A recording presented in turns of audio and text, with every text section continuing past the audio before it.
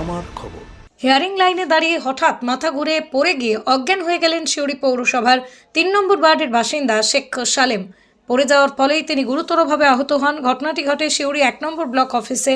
জানা গিয়েছে, হিয়ারিংয়ের নোটিশ পেয়ে এদিকে ব্লক অফিসে হাজির হন শেখ সালেম। হিয়ারিং চলাকালীন নানা দুশ্চিন্তা মাথায় কাজ করায় আচমকাই তিনি মাথা ঘুরে পড়ে যান এবং জ্ঞান হারান। পড়ে যাওয়ার সময় তার চোখে মুখে রক্ত লাগে। ঘটনার পরপরই স্থানীয় এক চিকিৎসক ছুটে এসে প্রাথমিক চিকিৎসা করেন, তবে শারীরিক অবস্থার অবনতি হওয়ায় দ্রুত বিডিওর গাড়িতে করে তাকে সিউড়ি সদর হাসপাতালে পাঠানো হয়। এ বিষয়ে স্থানীয় বিএলও 2 জানান, শেখ সালেমের নামে বানানে ত্রুটি ছিল, সেই বিষয়টি নিয়ে তিনি মানসিক চাপে ছিলেন। পাশাপাশি দীর্ঘক্ষণ না খেয়ে থাকার কারণেও মাথা ঘুরে যাওয়ার সম্ভাবনা রয়েছে বলেই দাবি করেন তিনি।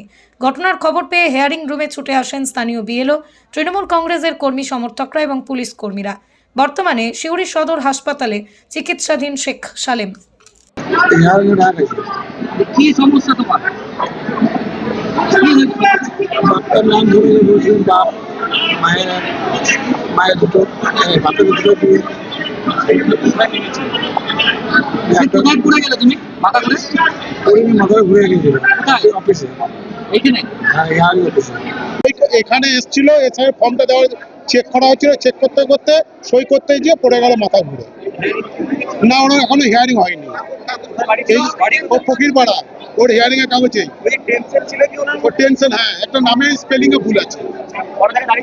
ও প্রায় আধ ঘন্টা হলো চিকিৎসার জন্য। এখন ওখানে নিয়ে গেল, ডাক্তারবাবু এসছেন, ওনারা চিকিৎসা করছেন। এরপরে ওকে কোনো রকম ও পড়ে গেল, হঠাৎ পড়ে গিয়েছে, তাতে মাথা ফেটেছে কিনা বলতে পারবো না। ধরতে ধরতে পড়ে গেল। ৩ নম্বর ওয়ার্ড, শেখ সালেম। বাসন্তী দেবী গাঙ্গুলি ফাউন্ডেশনের বৃদ্ধাবাস সেবা করাটাই মূল উদ্দেশ্য আমাদের।